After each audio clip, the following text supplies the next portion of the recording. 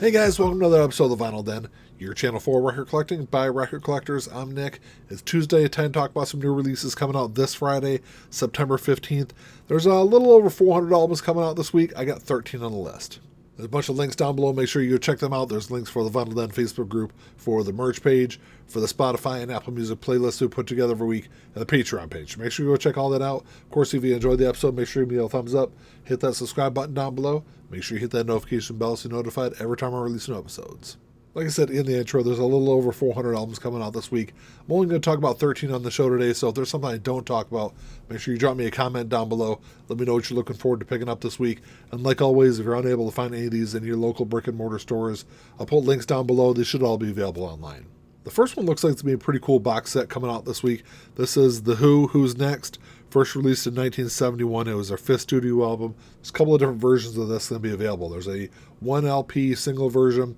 It's going to run you about $33. It's all half-speed mastered. It's remastered. It's all done at Abbey Road. I'm sure it's going to sound great. And then there's a 4 LP set. It's going to run you about $100.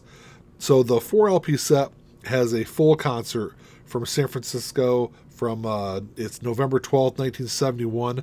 I guess it's never fully been released before. The stuff that has been released has all been remixed. You know, they're putting this whole package together. The concert's going to be the last 3 LPs in this set. So really all you're getting is just the album and then just the live show. So if you're not a huge fan of live concerts on vinyl, probably just stick with the 1 LP release. Of course, Baba O'Reilly was like one of the huge tracks off here. Won't Get Fooled Again was probably my favorite song by The Who. It's another great track on there. So you got that one coming out this week. And then you've also got Goo Goo Dolls, Dizzy Up the Girl, released in 1998. This is their 6th studio album. It's a 25th anniversary. It's going to be on silver vinyl. It's going to run you $22. It's the band's biggest selling album. It was a huge album when it came out. You had, I know Iris was on here. I'm trying to think what else. You had Dizzy and Slide were the other 2 tracks that were on here also. This has been released a couple of different times over the years. I think it was 5 years ago when this was, or 4 or 5 years ago when this was last reissued.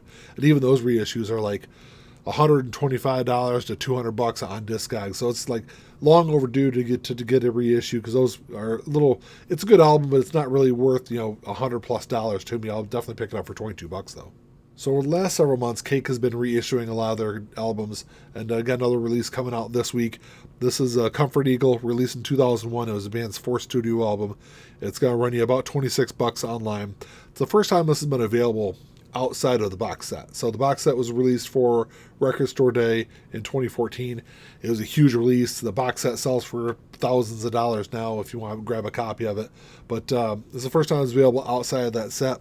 So it didn't sell quite as well as the previous 2 albums. So the previous 2 albums were Fashion Nugget and Prolonging the Magic. Both of them were great albums. This one still sold pretty well. It still went platinum here in the US. It was, I think, number 13 on the Billboard charts. Did pretty well. It is a really good album. It's just one I need to go back through it and listen to, because I haven't listened to it probably since it first came out. And then this next one's a pretty interesting release. This is Demi Lovato Revamped. It's a new remix album from Demi Lovato. If you remember, I think it was January of 2022, on Instagram, she posted, I think she probably did on all of her social media accounts, but she posted a funeral for her pop career. It's kind of signaling this new path that she was going down. Did a lot of rock stuff since then. She released Holy Fuck last year, which is a rock album. It was I think it was one of my favorite albums last year. She did a really good job with it. I was never a big fan of, earlier part of her career, she did some rock-ish kind of albums. But after that, I wasn't a big fan of her straightforward pop stuff. So what she's doing with this new release, she's taken, I think it's 10 tracks from across her career and reimagining them and doing these pop tracks in a more rock style. So I'll at least stream it and check it out. It's going to run you about $28 online. It's like I said, I liked Holy Fuck. I think this is going to be a good release. I probably won't pick it up though. I'll probably just stream it. I've never been a big fan of 30 Seconds to Mars. I did like some of their earlier stuff. Their first album or 2 were pretty good. Never really checked out anything after that though. They got a new album coming out this week. This is It's the End of the World, but It's a Beautiful Day. This is their 6th studio album. There's multiple variants that are going to be available. I think the one that's on Amazon is I think it's a orange vinyl. I think there's 2 or 3 variants they're selling on their website. I think there might be an indie exclusive version of this also. So in November 2021, Jared Leto did an interview where he talked about how the band had been pretty busy over the pandemic. During lockdowns, they started recording and writing a lot of stuff. And at that time, he said their next album was pretty much done. They'd worked on like 200 songs. They had like 3 or 4 albums worth of material that they were just sitting on, waiting for the perfect time to release it. So it's coming out this week. It's going to run you about $23. Not a bad price for a new album. Like I said, I've never been a huge fan of the band. I'll at least stream it, check it out, and see what they're doing. Like I said, the first couple of albums were really good. Kind of lost interest after that, though, so we'll see how this new one sounds.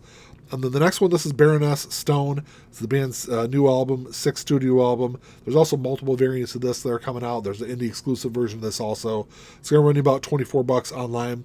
I'm kind of unfamiliar with this band. I know there's been a lot of hype around this release. When pre-orders went up, a bunch of people online were really excited for it. They're a rock band, been around since the early part of the 2000s. It's one of those. It's an album that I'll definitely stream and check out this week, just because I'm always looking forward to new and interesting stuff. And there seems to be a lot of hype around this album.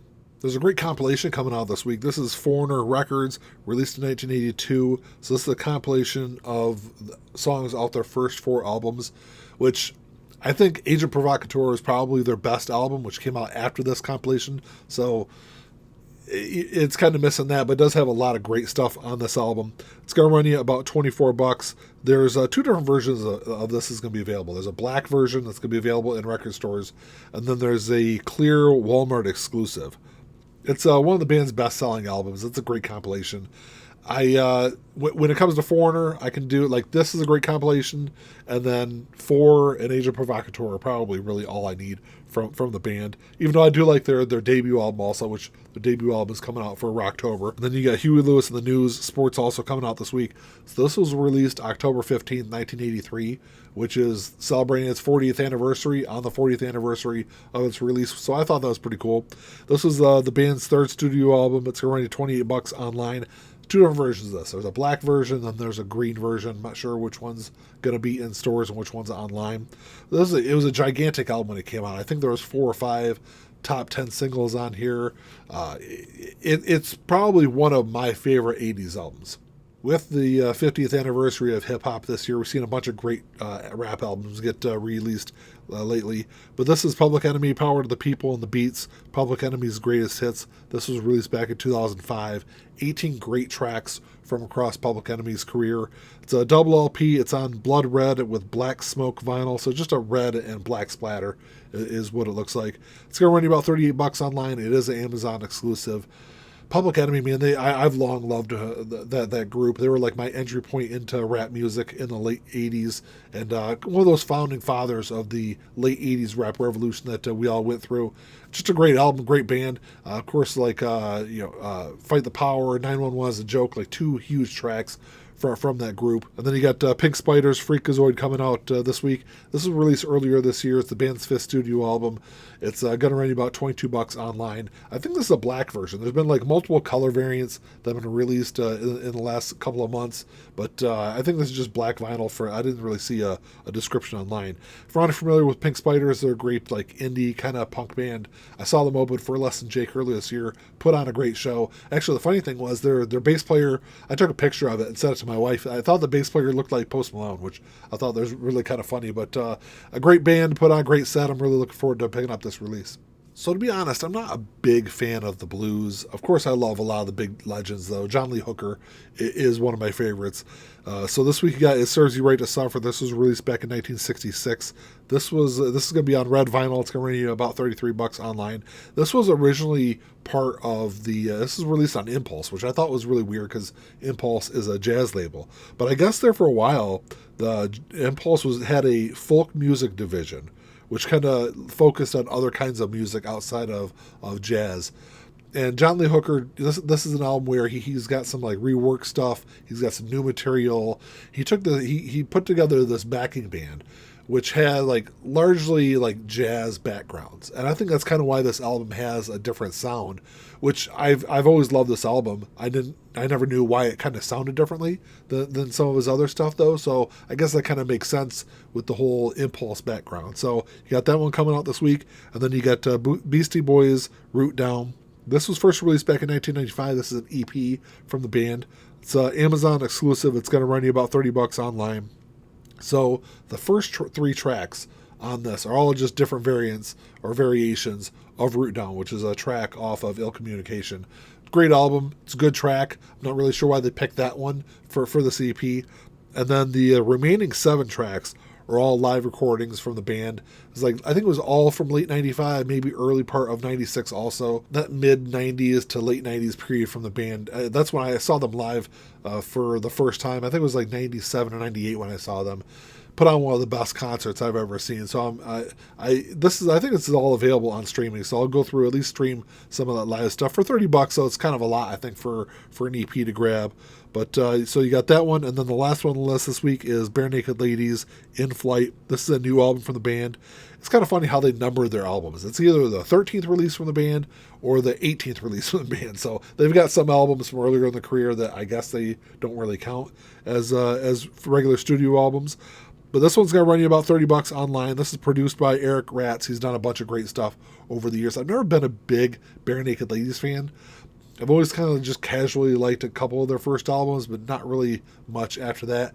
But like in the lead up to this release, the band was doing interviews talking about how this is a little bit more of a mature album, but they still try to keep that like dry wit and humor that the band is known for. But so I'll at least put it on my list to stream and check it out this week. Well, that's all I got for you today, guys. Thanks for checking the show out. Make sure you drop me a comment down below. Let me know what you're looking forward to picking up this week. There's some great stuff coming out. I'm definitely going to grab that Goo Goo Dolls release. I'll at least stream the Demi Lovato release. I'll stream the Bare Naked Ladies stuff also. Pink Spiders, I'll grab that because I should have grabbed a copy when I was at the concert, but the lines were for the merch booth were way too long, and I was in kind of a rush that night also. But so I'll definitely grab that one. I think it's going to be a good week for new releases, though. But drop me a comment down below. Let me know what you guys are looking forward to. If you enjoyed the episode, make sure you give me a thumbs up. Hit that subscribe button. That's all I got. Until next time, keep on spinning. Peace.